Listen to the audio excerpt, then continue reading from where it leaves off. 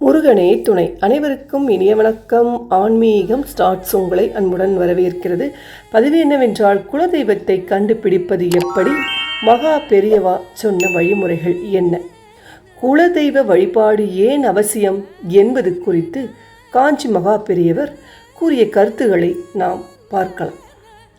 மேலும் குலதெய்வமே தெரியாவிட்டால் அதை கண்டுபிடிப்பது எப்படி என்பதையும் தெரிந்து கொள்ளலாம்.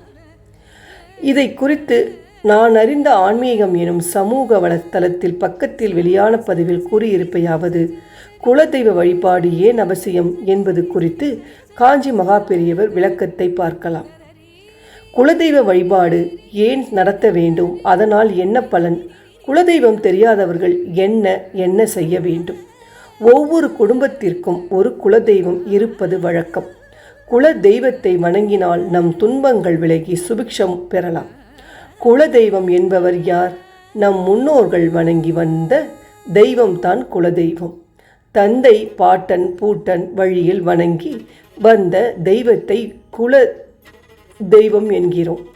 தந்தை பாட்டன் வழியில் கோத்திரங்கள் ஒழுங்குபடுத்தப்பட்டு அவர்களின் சன்னதி ஒரே கோத்திரத்தில் இருக்கும். தாய் வழி என்பது வெவ்வேறு குடும்பத்திலிருந்து வந்து தந்தை வழி கோத்திரத்தில் மாறுவர். இதை ரிஷி வழிபாதை எனவும் கூறுவது உண்டு. ஒருவருக்கு குணங்கள் மாறி இருக்கலாம், ஜாதகம் பிறந்த தேதி மாறி இருக்கலாம். ஆனால் அவர்களின் ரிஷி வழிபாதை என்றும் பார்த்தால் அவர்களின் குலதெய்வம் ஒன்றாகத்தான் இருக்கும்.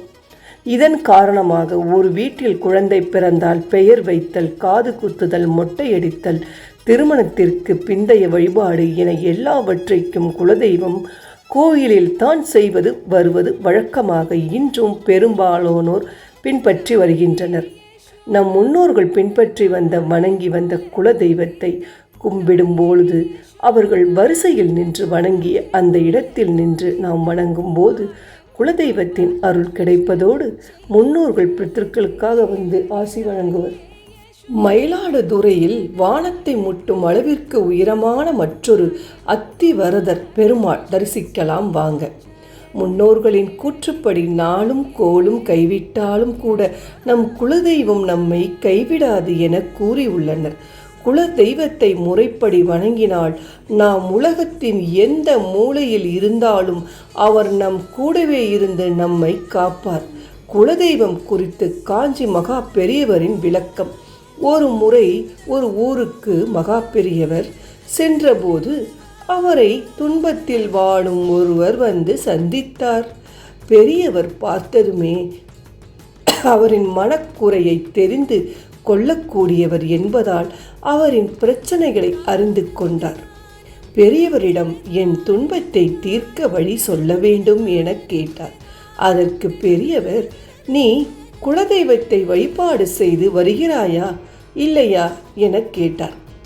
இல்லை என கூறிய அவரிடம், முதலில் நீ உன் குல தெய்வத்தை வழிபாடு நடத்தி விட்டு வா என்றார். ஆனால் அவரோ, ஐயா, எங்கள் முன்னோர்கள் பர்மாவில் வசித்து வந்தனர். 3 தலைமுறைகளாக தான் நாங்கள் இங்கு வசிக்கிறோம். அதனால் எங்களின் முன்னோர்கள் எந்த குலசாமியை வணங்கினார்கள் என தெரியாது என்றார். நீ உன் குலதெய்வம் யார் என தேடு, அவர் உனக்கு புலப்படுவார் என்றார் பெரியவர். சரி எனச் சென்ற அவர் அவரின் பாட்டனுக்கு நெருங்கிய சிலரிடம் கேட்க, ஒரு வழியாக புதர் மண்டி கிடந்த இடத்தில் சுத்தம் செய்து பார்த்து பேச்சாயி அம்மன் என்ற அவரின் குல தெய்வத்தை கண்டுபிடித்தார். அதை மகா பெரியவரிடம் வந்து சொன்னார். இப்போது என் துன்பத்தை தீருங்கள் என்றார். நீ தின குல தெய்வத்திற்கு பூ பொட்டு வைத்து விளக்கேற்றி வழிபாடு செய்து வா என்றார். அப்படி செய்தால் மட்டும் எப்படி என் துன்பம் அகலுமா என கேட்டதற்கு, நீ 1 வருடம் பூஜை செய்துவிட்டு என்னை வந்து பார் என்றார்.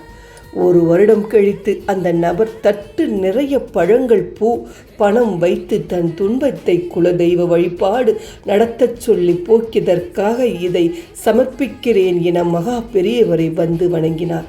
குலதெய்வம் தெரியாதவர்கள் என்ன செய்ய வேண்டும்? ஒரு கலசத்தில் தண்ணீர் வைத்து அதில் சந்தனம் குங்குமம் சிறிது கலந்து அதை குலதெய்வமாக ஏற்று பூ வைத்து வணங்க வேண்டும்.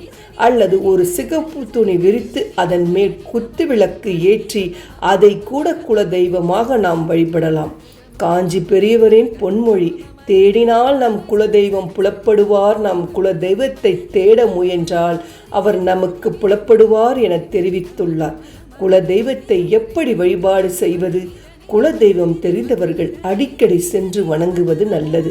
அப்படி இல்லையெனில் ஆண்டுக்கு ஒரு முறையாவது சென்று குலதெய்வத்திற்கு அபிஷேகம் செய்து புது துணி சார்த்தி பொங்கலிட்டு வழிபட்டு வருவது சிறந்தது. சிலரின் வீட்டில் பணம் பொருள் என எல்லாம் இருந்தும் நிம்மதி இருக்காது. இது குல தெய்வ வழிபாடு செய்யாததால் தான் ஏற்படும் குறை என கூறுவார்கள். அவர்கள் குல தெய்வத்தை வணங்கினால் பிரச்சனை தீரும். நாம் தேடினால் நம் குலதெய்வம் கிடைப்பார். அது வரையில் வீட்டில் கலசத்தில் தண்ணீர் வைத்தோ விளக்கேற்றியோ அதை குலதெய்வமாக வணங்கி வாருங்கள். குலதெய்வத்தின் அருளை பெற்றிடுங்கள். இவ்வாறு அவர் தெரிவித்துள்ளார். இதை கண்டிப்பாக செய்யும். குலதெய்வம் நிச்சயமாக நம் குடும்பத்தை காப்பாற்றும்.